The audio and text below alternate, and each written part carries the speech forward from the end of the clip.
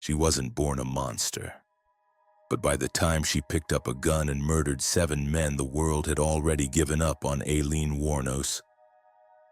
Aileen's story begins in the shadows. Born in 1956 in Michigan, her life was poisoned from the start. Her father was a convicted sex offender who hanged himself in prison before she ever knew him. Her mother abandoned her before she was even 1 year old. She and her brother were dumped on their abusive grandparents, and what followed was a nightmare. By the time she was 11, Aileen was trading sexual favors to boys at school for cigarettes and food. At 14, she became pregnant after being assaulted by a family acquaintance. Her son was taken from her and put up for adoption. Shortly after, she was kicked out of the house and began living in the woods behind her town, surviving off prostitution, theft, and whatever scraps she could find. She became a drifter, hitchhiking, selling her body to strangers. Her mugshot file began to grow: armed robbery, DUI, assault. But what no one realized at the time was that Aileen was spiraling towards something much darker. Between 1989 and 1990, Florida police began discovering male bodies along the highways. All had been shot multiple times with a .22 caliber revolver. The victims were truckers, drifters, and middle-aged men who had picked up a hitchhiker. It didn't take long before suspicion turned toward a woman seen with several of the victims. That woman was Aileen Wuornos. When she was arrested in 1991, she first claimed self-defense. She said the men had tried to assault her and she was only protecting herself. But the details didn't line up. One of the victims was found with his pants still zipped. Another had been shot in the back. And when police found property from the victims in Aileen's storage unit, it became clear this wasn't about survival. It was about revenge, rage, and deep, boiling trauma. What made the case even more disturbing was how Aileen behaved in court. She ranted at the judge. She screamed at reporters. She changed her story multiple times. Her mental state deteriorated with every public appearance. And yet, she confessed to the killings one after another in chilling detail. In her taped confession, she said, "I'd have to say I'm sorry for what I've done. I am, but I'm also not. I wanted to kill those men. They deserved it." You can see her final recorded words and expressions in this widely viewed real-life interview. 6 of the murders led to convictions. She was sentenced to death. Her trial raised serious questions about mental illness, abuse, and how society treats women who snap. On October 9, 2002, Aileen Wuornos was executed by lethal injection at Florida State Prison. Her final words: "I'm sailing with the rock and I'll be back. Like Independence Day with Jesus, June 6th. Like the movie Big Mothership and all, I'll be back." And just when you think the horror can't get more chilling, we move from the highways of Florida to a place meant to protect the most vulnerable, a children's hospital, where one woman used her medical position not to save lives, but to take them. Hospitals are supposed to save lives. But when Janine Jones walked into a pediatric ward, it became a place of death.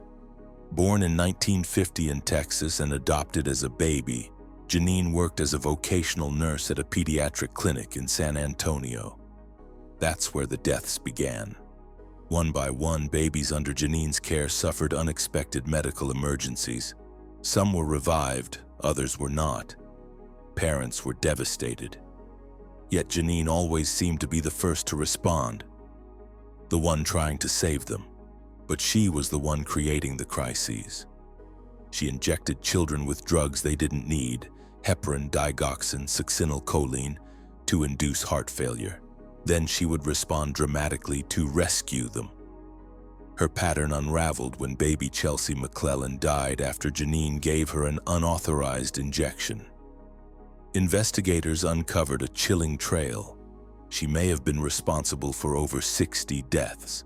In 1984, she was convicted of murder and sentenced to 99 years in prison. She was nearly released in 2017 but was charged with 5 more murders.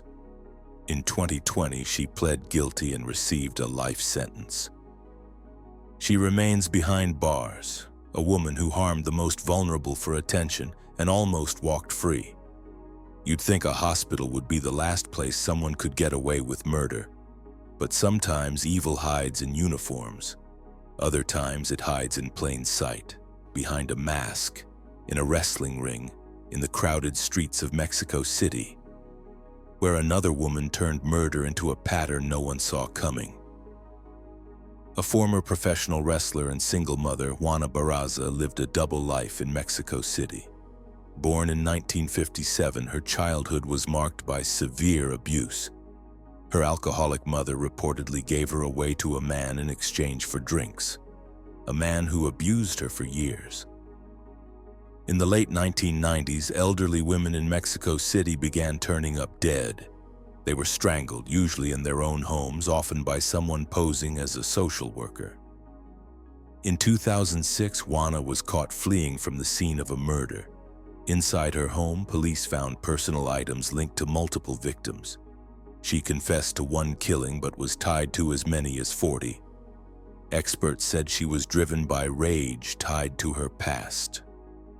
The victims reminded her of her abusive mother.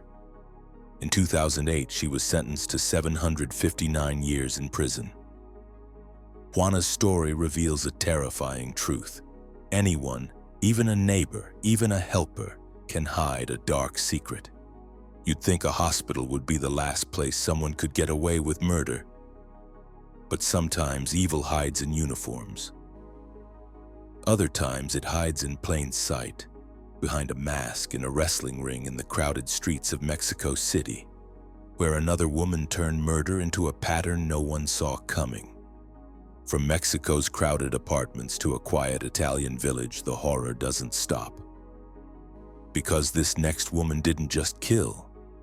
She believed her crimes were a sacrifice, and what she did with the remains shocked the world. In 1939, Italy, Leonarda Cianciulli was a respected mother and soap maker, and a deeply superstitious woman. After losing several children, she believed a curse had been placed on her. When her eldest son was drafted into the army, she was convinced he'd only survive if she offered human sacrifices. Her victims were local women. She lured them in with promises of matchmaking or work, drugged them, and, in a horrifying twist, dismembered them. She claimed to have turned their remains into soap and tea cakes. She was caught after a relative of one victim raised suspicion. Police found tools, records, and damning evidence in her home. In 1946, she was sentenced to 30 years in prison and 3 years in a mental asylum, which she had eerily predicted. Her cauldron and crime scene tools remain on display in Rome's Museum of Criminology. These are not fictional characters. These are real women, each shaped by their pasts, driven by desperation, anger, or delusion, and each leaving a horrifying legacy behind. If this story shocked you, you're not alone. These aren't just headlines. These are real people, real victims, and real lives destroyed. If you want more stories like this, the dark, the true, the untold, hit that subscribe button, give this video a like, and drop a comment telling us which case left you speechless. And remember, not every killer looks like a monster, and some wear a smile, some wear a badge, and some are still out there,